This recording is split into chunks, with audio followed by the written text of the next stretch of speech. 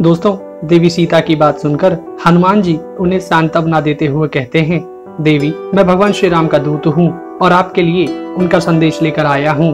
देवी, भगवान श्री राम सकुशल हैं और उन्होंने आपका कुशल समाचार पूछा है। आपके पति के अनुचर तथा प्रिय लक्ष्मण ने भी आपके चरणों में मस्तक झुकाकर प्रणाम कहलाया है। भगवान श्री राम और लक्ष्मण का समाचार सुनकर देवी सीता के अंगों में हर्ष जनित रोमांच हो आया और वे हनुमान जी से बोली, यदि मनुष्य जीवित रहे तो उसे 100 वर्ष बाद भी आनंद प्राप्त होता ही है। यह लौकिक कहावत आज मुझे बिल्कुल सत्य एवं कल्याणमयी जान पड़ती है। देवी सीता और हनुमान के इस परस्पर दर्शन से दोनों को ही अद्भुत प्रसन्नता प्राप्त हुई। वे दोनों विश्वस्त होकर एक दूसरे से वार्तालाप करने लगे। वार्तालाप करते हुए हनुमान जी देवी सीता के कुछ निकट चले गए तो देवी सीता के मन में यह शंका हुई कि या कहीं रावण ना हो।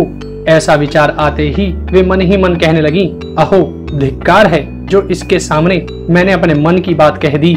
यह दूसरा रूप धारण करके आया हुआ वह रावण ही है। फिर तो देवी सीता भयभीत होने के कारण हनुमान जी की ओर देख ना सकी। हनुमान जी ने देवी सीता को भयभीत देख बारंबार उनके चरणों में प्रणाम करने लगे।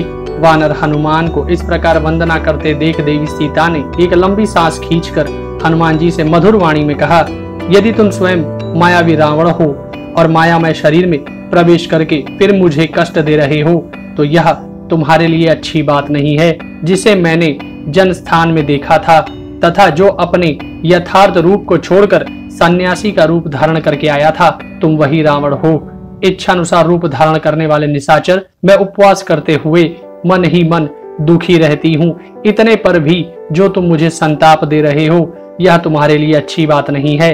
वानर श्रेष्ठ, सचमुच ही यदि तुम भगवान श्री राम के दूत हो तो तुम्हारा कल्याण हो। देवी सीता की यह बात सुनकर हनुमान जी अनुकूल वचनों द्वारा बोले, देवी, मैं भगवान श्री राम का भेजा हुआ दूत पवन पुत्र हनुमान हूँ। देवी, मैं भगवान श्री राम के सखा वानर राज सुग्रीव का मंत्री हनुमान नामक वानर हूँ। देवी, मैंने महासागर को लांघकर और दुरात्मा रावण के सिर पर पैर रखकर लंकापुरी में प्रवेश किया है। मैं अपने पराक्रम का भरोसा करके आपका दर्शन करने के लिए यहाँ उपस्थित हुआ हूँ।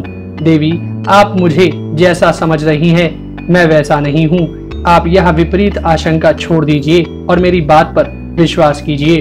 देवी, पर्वतों में माल्यवान नाम से प्रसिद्ध एक उत्तम पर्वत है। वहाँ केसरी नामक वानर निवास करते थे। महाकपि केसरी मेरे पिता हैं। एक दिन वे वहाँ से गोकर्ण पर्वत पर गए। समुद्र के तट पर विद्यमान उस पवित्र गोकर्ण तीर्थ में देवर्षियों की आज्ञा से मेरे पिता ने संब साधन नामक दैत्य का संहार किया था। देवी, उन्हीं कपिराज केसरी की स्त्री के गर्भ से वायु देवता के द्वारा मेरा जन्म हुआ है। मैं लोक में अपने ही कर्म द्वारा हनुमान नाम से विख्यात हूँ। देवी, भगवान श्री राम शीघ्र ही आपको यहाँ से ले चलेंगे, यह निश्चित बात है। तदनंतर हनुमान जी ने देवी सीता से फिर कहा, देवी, आप धैर्य धारण करें। बताइए, मैं आपकी कैसी और क्या सेवा करूं? मैंने पवन देवता के द्वारा जन्म ग्रहण किया है, अतः मैं उन वायु देवता के समान ही प्रभावशाली वानर हूँ। देवी, यह श्री राम नाम से अंकित मुद्रिका है, इसे लेकर देखिए। आपको विश्वास दिलाने के लिए ही मैं इसे लेता आया हूँ। भगवान श्री राम ने स्वयं यह अंगूठी मेरे हाथ में दी थी। पति के हाथ को सुशोभित करने वाली उस मुद्रिका को लेकर सीता जी ध्यान से देखने लगी। उस समय देवी सीता को इतनी प्रसन्नता हुई मानो स्वयं उनके पति देव ही उन्हें मिल गए हों।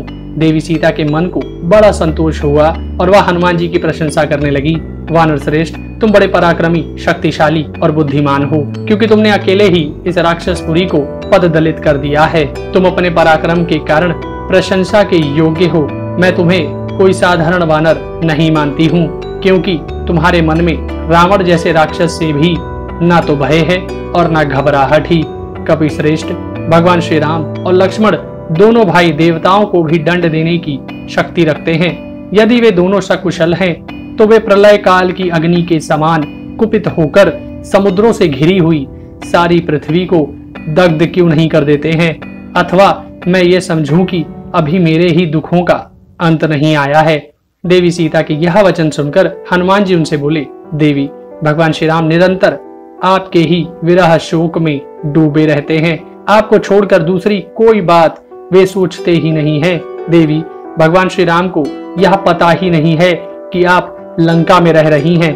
जब मैं यहाँ से लौट कर जाऊंगा तब मेरी बात सुनते ही भगवान श्री राम वानर और भालुओं की विशाल सेना लेकर तुरंत वहां से चल देंगे और लंकापुरी को राक्षसों से सूनी कर देंगे। उस समय भगवान श्री राम के मार्ग में यदि मृत्यु, देवता अथवा बड़े बड़े असुर भी विघ्न बनकर खड़े होंगे तो वे उन सब का भी संहार कर डालेंगे।